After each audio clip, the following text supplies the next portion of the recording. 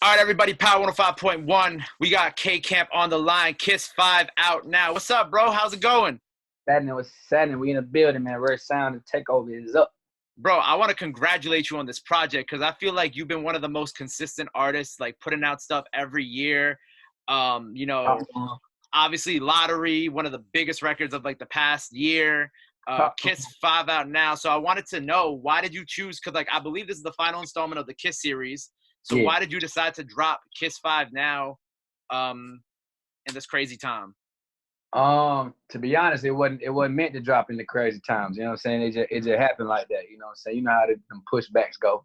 You know what I'm saying? When the dates ain't right. So um I was nervous when, you know what I'm saying, we was dropping around this time because I didn't know how people was gonna react to it, just based off everything that's going on. But I think it couldn't happen in a more perfect time. Everybody sitting on their ass. Everybody gotta listen. Ain't nobody going nowhere. And I saw 50 Cent was listening, and he said that's like this is the album that he's had on repeat during the quarantine. What was that like when you saw it? Because what was it on? Was it on the Today Show or Good Morning America? What was that feeling like when you saw that clip? Lit. You feel me? I woke up and seen that shit. Somebody tagged me and I was like, nah. I was like, oh, this shit up now. You know what I'm saying? Yeah, and you got a lot of heat on there too. Holla at 50, tell him I want to be in the next Power or something. I need to be in something. We gotta get you in one of the spinoffs or something. Trying to tell you something. Let me get a little scene, 2 minutes. I don't care. So why is this the last in the K.I.S.S series? Why K.I.S.S 5? Why is this the end? Because you've been dropping these since 2012. I know you used to record them in your mom's basement. Yeah. Why is this the last installment? Why now?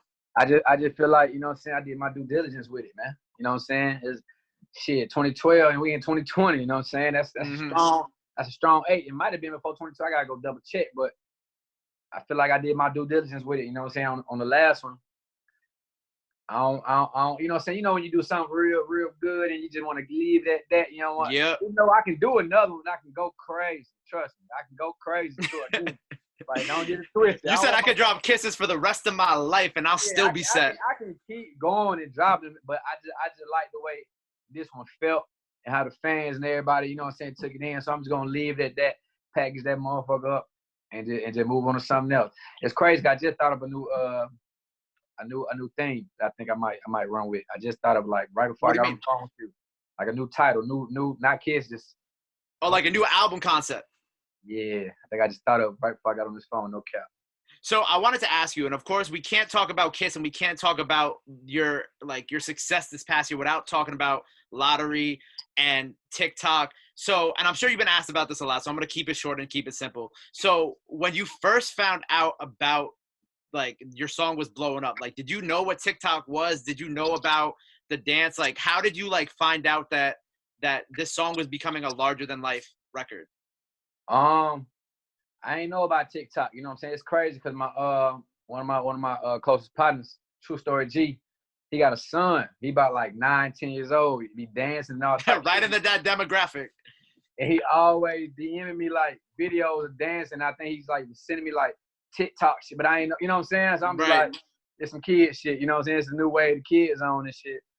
Until I just kept seeing it and kept seeing it. Then I kept seeing folks tag me with Lottery. I was like, oh, this is a real thing. And in my head, I'm like, if this shit go up on TikTok, oh, it's gonna go. You know what I'm saying? Because we already put the groundwork in beforehand. You know what I'm saying? The reason they got the TikTok is the work we put in on the digital marketing and hitting clubs, and, you know what I'm saying? Because it was going crazy in the city. So we put the work in first, and shit, the internet caught hold of it, the kids caught hold of it. It was gone after that. And I got to tell you how beautiful it was seeing you give credit to the girl who created the dance, because I know that was a big thing online where they're like, okay, you got all these different people doing the dance, but nobody's really showing love to the creator of the dance. So for you, how important was it that you link with her and you make sure that she was getting, like, the proper credit for creating the dance to it?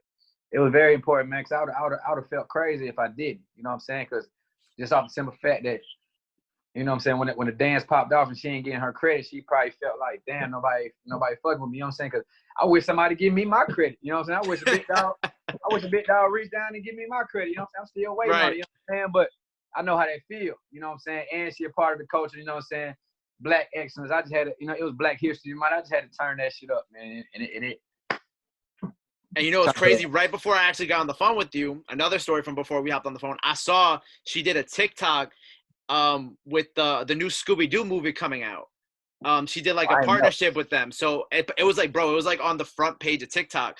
So I was like, wow, like this song, and I'm sure you showing the world like that, oh, it's this girl who created the dance in the song, like you helped launch her career, and I love seeing that you were able to kind of like give back to her in a way where now it's like, oh, she's being like booked to do dances for different like companies. Yep. They got her own lane. Yeah, she's got her own lane now, and she has like a platform where artists, you know, will go back to her to like maybe create these dances and do different things with it. So I think that's beautiful that you gave her credit. Yeah, but they know where it started at. It all started, yeah. And I love these remixes you drop, bro. I love the Quavo and the T-Pain one. Yeah. So tell me why. Well, I guess tell me how these remixes happen and why you decided to keep, I guess, them separate. Because I know you dropped. There were 2 separate remixes for the song. 2 of them. With T-Pain did it on his own. You know what I'm saying? Somebody tagged me on T-Pain page, and I seen he was freestyling the lottery. So I'm guessing he was already about to drop his shit on his own. The T-Mix. Exactly. You know what I'm saying? So we reached out like, shit, let's do it officially. You know what I'm saying? Boom. And with Quavo, you know what I'm saying? I got a good relationship with Quavo. So I was like, hey, we want you on the remix. And, you know what I'm saying? He knocked it out. So that was just simple as that. And when I saw that the T-Pain remix was coming out, I was like, oh, this is lit. Like that's legendary right now. All right. And I know you just opened up this dope studio in Atlanta, and you've got new artists on your label. So tell me a little bit about that, because I'm sure I see you got a lot of business moves going on right now. Yeah, I'm in my office right now. You know what I'm saying? We at Rare Sounds, 5,000 square feet. Two A and a B room, 2 studios, production room, basketball court, workspace. Basketball court, goddamn. Lounge, strip club in the back, production room, white walls, video shoots. You know what I'm saying? We got a partnership with Station Head out of New York. You know what I'm saying? We got a lot of shit going on. True Story G is signed to Rare Sound. Lil Bird signed to Rare Sound. Lil Bird just dropped last week or Friday. Go check that out. Yellow Bird, True Story G dropped Trap Melody Kid last month before the quarantine came, or probably a month and a half. We're working on a compilation that's gonna come probably either this month or the top of the next. And I'm working on my next album as well. And we got Bobby Critical, you know what I'm saying? He responsible for Uzi, Future, Rock, you know what I'm saying? The list goes on. You just dropped K.I.S.S 5 and you're already working on the next project. K.I.S.S 5 been done since 2019, John. Oh, okay. So I also wanted to ask you, so what have you been doing during the quarantine? Like, what have you been doing to like keep yourself up, keep yourself busy?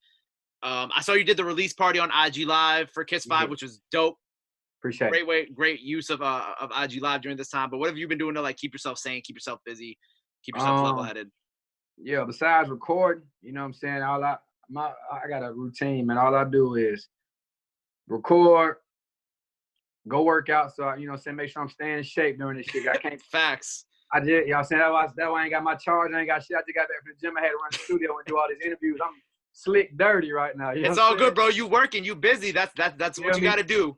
You did what I'm saying. So, you know what I'm saying? Working out, smoking, playing Xbox, and trying to learn some new shit, learn the business, reading books and shit. That's all I've been on. You know what I'm saying? I actually quit smoking 2 days ago, and I got back on smoking. That shit, I was smoking too goddamn much. Now I'm back smoking, and I want to quit again, but hey, bro, it's because like there's not like, you know what I'm saying? At this point, it's like there's nothing to do. You're like, you just gotta be like, all right, once this shit's over, then man, I'm smoking way too much, bro. So something I've been having all these artists that I've been interviewing during the quarantine do is that, you know, there's a lot of people at home who are listening to this, watching this, and they're just like, you know, they're either creatives, rappers, you know, people who have families. What would be your message to those people who are at home? What like encouraging words could you give to them, or any type of message that you might have for them? Coming from K-Count, man, I just say, stay focused, man. Turn the news off.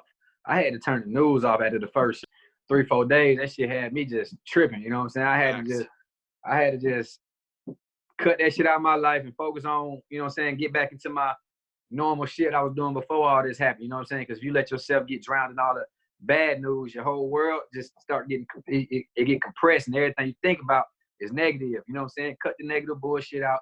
You know what I'm saying?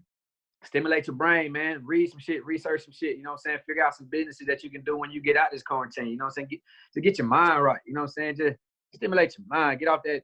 Turn the news off. That's not number one. Just turn the damn news off, I have not watched the news since March. I man. can't watch that shit. I'm not watching the news, dog. Fuck the news, man. That's Yeah, all nah. it is. Negative, all bullshit. You know what I'm saying? How we know that shit real? You know what I'm saying? So you can't fall for the okie doke. Right. No.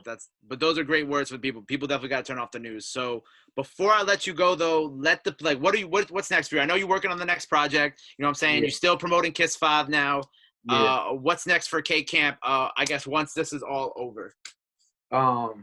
I got to get back on that road. You know, I'm supposed to be on tour right now. It's supposed to be K.I.S.S tour right now. I know, man. I was hoping that you come to New York with that, bro. I was about to kill their ass with this shit. And we had Rolling Loud Portugal. We had the whole.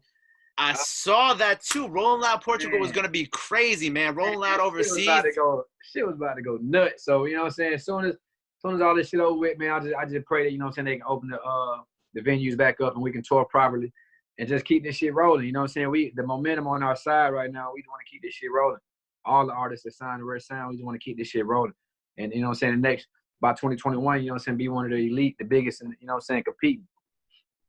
Dope, man. I love that. Well, I want to thank you so much for taking the time out of your day today to chop it up with me, talk about K.I.S.S.